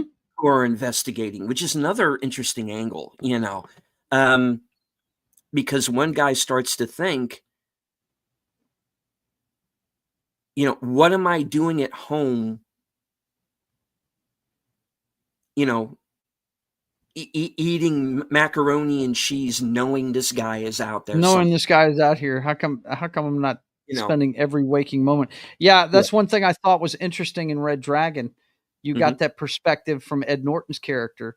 Unlike the original done by Michael Mann called Manhunter, William Peterson played that part in the first one, and he was more of a tough guy detective. He was more the guy you saw on CSI, right? Mhm. But the Ed Norton character, however, he had empathy with these guys. He knew how they thought, and it made him sick, physically Mhm. sick. Yeah. In the story, if you've seen it, even if you haven't, it's not really spoiling anything. This guy had actually stepped away from investigating this stuff, Mhm. uh, for reasons I won't get into. But one of them was he didn't like thinking like these guys do. He could get in touch with the way they were thinking by just looking at the crime scene, and he didn't like it turned his stomach. He just did not like feeling that way. And but he was an idiot savant in the fact that he knew how they thought, you know. And yeah, could you imagine what it'd be like to investigate stuff like this? How do you not take that home with you? That's, oh man. We've got a guy down here, uh, uh Discovery ID actually has a series on him. He's gotten every murder case that he's investigated. He got a confession from the guy who did it every Well, time, guy or girl that did it. And it's a show called Murder Shows Me. He, as a young man, his mother was murdered in front of him, and he wanted to find the person that did it, and he ended up getting in law enforcement. The detective's name is Rod Demery, the Shreveport Police Department, and it's all about stories of his investigations. And this guy has caught everybody that every murder he's investigated. He's found the killer, and he's gotten a confession from him. Every last one of them. It's really something to see. But he even talks about on the show. These things are hard to deal with sometimes. The stuff these guys see is just oof. Yeah, I saw enough in the Army as a military policeman to know I didn't want to be a civilian cop. You know what I mean? And armed forces posts are pretty tame because people are going to get, if they mess up, it's going to cost them rank. It's going to get them in trouble with their job. Unlike some walks of life, you can't be a total dirtbag and still go to work and do your job every day. In the military, you have to hold yourself to a standard. And I saw enough on the armored post, you know, uh, just doing 6 months worth of police work to know I didn't want to be a civilian cop. You know, I didn't want to take that home with me every night. You're seeing people at the worst, their worst. You know what I mean? I've often equated police officers with the garbage men of society. That's what they are. They clean up the mess, you know? And it's I mean, I got nothing but respect for them, but it's just like every other walk of life. You got good ones, you got bad ones, but most of them are good. Most of them are trying to do the right thing. But yeah, that point you just made is it's not lost on me at all. The guys that investigate, especially these grisly murders that some of these people do, it's just got to be. I like you said, you watched this movie and you were up for 2 days. How'd you like to be the guy that had to look at these pictures every day? Yeah. You know? Ugh. Yeah. No thanks. There's a scene in the movie where they get to the guy whose job it is to watch the tapes. Mm-hmm. And out of curiosity, I guess, his wife watches one of the tapes. Oh, God. And wouldn't let him touch her for a year. Yeah. Yeah. So it's and then your brain starts working. Oh my God, how bad was what she saw that was her reaction. Right.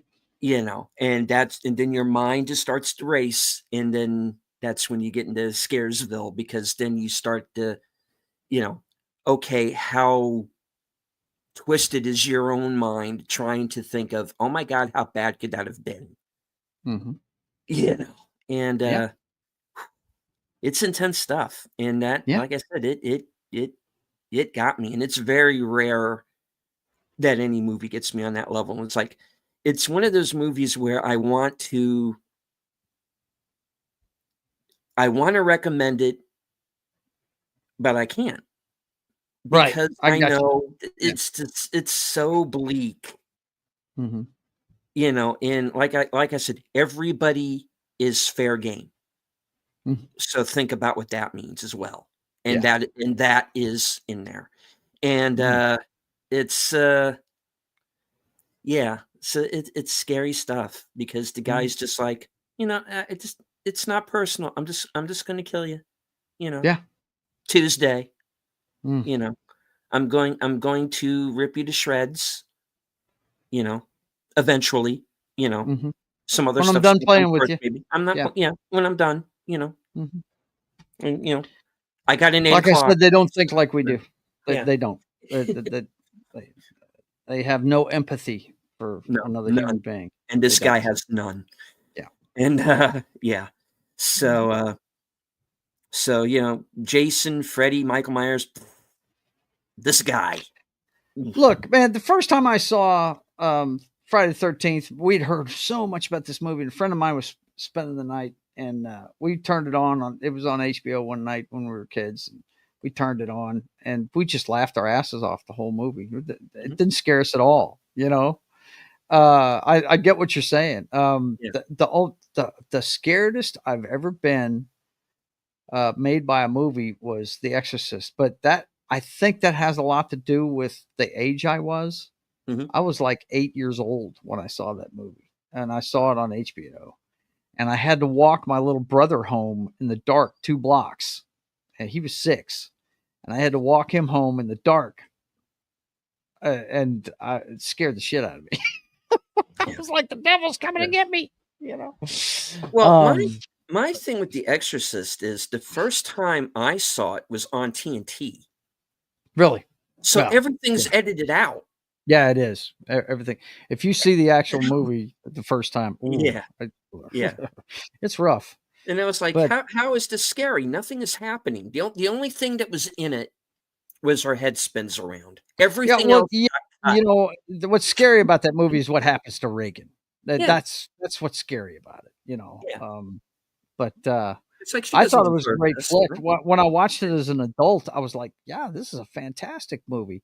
When you see how it ends, and I don't want to give it away for people that haven't seen it, but It has a great ending to it. It's a redemption arc for one of the characters, and it's really good. I enjoyed it. But yeah, the scary part to me is what happens to Reagan. You know. Yeah. Yeah. Something like that. Yes. Yeah. Everything that comes out of her mouth is just bad. Vile. And look, it's funny. You want to talk about an actress that really didn't have a career after that. She was in another Exorcist movie, but you want to talk about straight to DVD. She was in like female prison flicks and showing her boobs all over the place. It was weird what happened to that girl. Oof. Linda Blair did not have a good time in Hollywood after that. It was really strange. She got typecast, and she tried to break out of it doing adult roles, and it didn't work out for her. Yeah. It really didn't. But there's very few movies that scare you. I feel you on that one. Yeah. You got to get like really hardcore to get to me, and I just don't feel like watching anything like that anymore. No, man. No, I don't need to. I don't miss horror movies, and I got to tell you, I don't think I'm missing much. I mean, the only thing that I've missed that I might want to visit over the last 2 decades is probably the Saw movies. I've never seen any of them. And they've made what? Have they made 10 of them now? It's 10 or 12. Yeah, shit ton of them. I think there's supposed to be another one this year. Actually, I think I take that back. I have seen the first one. The ending of that is it's very memorable. Yeah, I should have seen that coming. That's the part that pisses me off about. I should have saw that coming. But right. Oh well. But most of the stuff.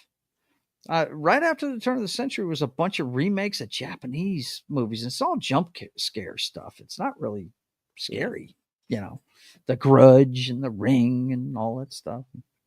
Yeah, you want to watch good stuff? Go watch the Japanese ones that they're based on. That's probably better than the ones they made in American. But and a lot of those don't scare me either. But one that did get me was a movie called Reincarnation. Okay. And it is about this. They're making a movie based on these murders that happen at this hotel. Mm-hmm. And they decide they're going to shoot the movie where it all really happened. And then the lead actress starts to, slowly through the course of it, begins to think that she is somehow psychically in tune with the killer, and how that ends is and it's such a slow burn movie. Mm-hmm. And then you get to that last 15 minutes where it goes into wacky land, and I went, okay, yeah, I'm scared now. Now, is this a Japanese version from 2005 that you're talking about? It's a Japanese film. Okay. 2005, I think. Maybe. Yeah. I'm looking at it right now. Okay. Hang on. Let me pull it over. I'm looking on a different monitor. See if that's it right there. Okay. It says a Japanese actress begins having strange visions and experiences after landing a role in a horror film about a real life murder spree that took place over 40 years ago. Yeah, I think that's it. Yeah. Mm-hmm. Well, pretty sure. There you go. And that's a creepy one too, especially like I said towards the end, because it's slow burn and you're not quite sure what's going on, and then you get to that last 15 minutes, and then I go, oh, okay, right. And then but I do love horror movies, man. It's not that I don't get scared by a bunch of, but I do love them. I mean, Clive Barker's one that I love his vision and his movies. I love them. Like I said, Lord of Illusions is probably my favorite movie he's ever made. I really dig John Carpenter. Of course, probably of course, Halloween is a measuring stick for a lot of this stuff. And what's funny about Halloween is watch that movie again. There's not much blood in it. No, the whole thing is, it's almost like watching Jaws. It's what's coming that scares you, right? what's beneath the water, right? But The Thing's a classic horror movie. He did so many great horror movies. It's not even funny. But I think the most underrated one though is probably the Prince of Darkness, the one where they're all in the church. But that one's fantastic. But I also love David Cronenberg. Now you want to some of his stuff scares me, man. Some of his stuff does. First of all, he's the king of body horror. Oh, absolutely. Yeah. He made a movie that's loosely based on true events called Dead Ringers. If you've ever seen that with Jeremy Irons, that guy was nominated for an Academy Award for that movie, and he's fantastic in it. I became an instant fan of his after seeing that movie. It's about twin gynecologists that one of them's a playboy and the other guy's the hardworking nerd that you know they're leaders in their field and everything, but he does most of the work, and they share sexual partners just so the guy that works all the time can have experiences with women.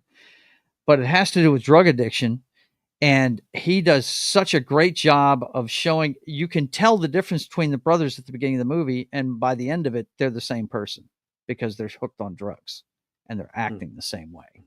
And it's amazing what he does in that flick. But I could watch any of David Cronenberg's movies, all the way back to the Exploding Head movie where we met Michael Ironside for the first time. Scanners. Yeah, that movie's fantastic. Yeah. So I'm a big fan of his too. I love horror movies. I just don't get to watch them as much as I used to, like I said. But I'll definitely check out these ones that you recommended for sure. Of course, I'll have to watch them when Rhonda's asleep, but that'll be cool. Yep. I do want to say hello to a couple of people who joined us late. Low Spec Linux laptop. Low Spec Linux gaming in this case. Yes. Hold on, let me scroll up. Hello. And Courtney is here. It's Courtney's Fellowship of Oddballs. It's good to see you, Courtney. Mm-hmm. All right. And of course, JPRPH1. Channel member. Good to see you. Good to see you guys. The Penguin Master, Low Spec Linux Gaming. And Courtney, we miss you over there on that 70s Rock Fans channel. She's always busy. She used to be on that show all the time with us. Miss you, girl. It's good to see you. Alrighty. Well, we're actually a little over, so we're going to, I think, wrap it up here and maybe continue this at another time. All right. Here's your chance. What's coming up for your channel? Oh, shoot, man. My schedule is always up. You guys that follow the channel know all you have to do is look at the upcoming streams. You'll see it. Tuesday night, we've only got a couple more of the late night video game streams, guys, because my mother's moving back, so we're not going to be staying up late doing that. She'll be living right next door to me. So I can't stay up yelling at the video games late, but tomorrow night, or not tomorrow night, but Tuesday night, we'll be playing DC Universe Online with our good friend Lunatic. So you guys come check that out as I have some video games, cocktails, and fails. And then, of course, Stay the Atmosphere Wednesday. That's a pop culture show. You know that. Satara, if you're watching this on a replay, if you want to check me out, Drawn, I'm always on Fridays at 1 p.m. with Sketching the Privateer. This guy right here, the guy I showed earlier. Yeah, definitely going to be doing that every Friday at 1. And then the Brothers Hack the Matrix every Sunday at 6. We tell you everything that has to do with the clown show that is 2025 through today's headlines. Every Sunday night at 6. So thanks for having me, man. This has been a ball talking movies. I could talk movies all night. I love them. Oh, yeah. I could too. That's love it. That's why we're over, folks, because I go off on tangents. But that's it. That's it. But that's why we do it, man. This is two nerds that love films, and this is what we do. We talk about. We could talk about them all night. I know it. Yeah. Because I'm over here in my mind going, ask Joe about his channel. Shut up about the movie. No one cares. Yeah, right. Shut up about the movie and ask him about his channel. That's it. All right. All right, so yeah, we definitely have to do this again. For Okay, sure, man. since I fell asleep hard, I'll back it up and catch the replay. Oh, sure. I understand. I understand. Mm-hmm. Wait until you fall asleep during a stream when you're on it. That's I've done that. This is deleted was on my first or second ever stream on YouTube. Yeah, I Very was. cool. Yeah, we need to stream it together again here soon, Courtney. Yeah, absolutely. All right, and all right. Well, that brings things around to me. Well, apparently there is a Snow White review upcoming because you're bastards who hate me, and so watch out for that. When I get a chance, I will sit down. I'll give it a watch, and I'll give you my honest assessment on it. Mother. Anyway, of course, join me right back here Tuesday night at 8:30 for Live from Sparkwood in 21, which is a retrospective series about Twin Peaks. We are going to conclude our watch of the fan film Queen of Hearts, because Cameron Clothier, who is the director of that film, he has the YouTube site Obnoxious and Anonymous. He will be joining us the following week to discuss it. So really been looking forward to that. And let's see, what else? Coming attractions, Thursday nights at 11:30, where you get to see what I'm going to be doing for the next week. So stay tuned for that. And of course, stay tuned to my community page. And that's where I leave all the updates. So check me out there. All righty. And you know I will. Indeed. All right. So any last words before we call it? No, just thanks for watching, guys. We wouldn't be shit without you. I can tell you that right now. But you guys keep watching movies, man. Not all of them are great these days, but every once in a while you find a gem. Listen to the recommendations we gave you tonight, and go check them out. And when you can, go see them in a theater. There's nothing like it. Really is. Absolutely. And congratulations, Courtney. 8 years. Great. Outstanding. Well done. Indeed. Yes. Good job. Way to go. All right. And as I always say at the end of every show, I want to thank everybody for joining us, everybody here in the live chat, everyone who is joining us here on X. I can't see you, but I know that you're there. And of course, everyone like JPRPH1 who's going to be watching the replay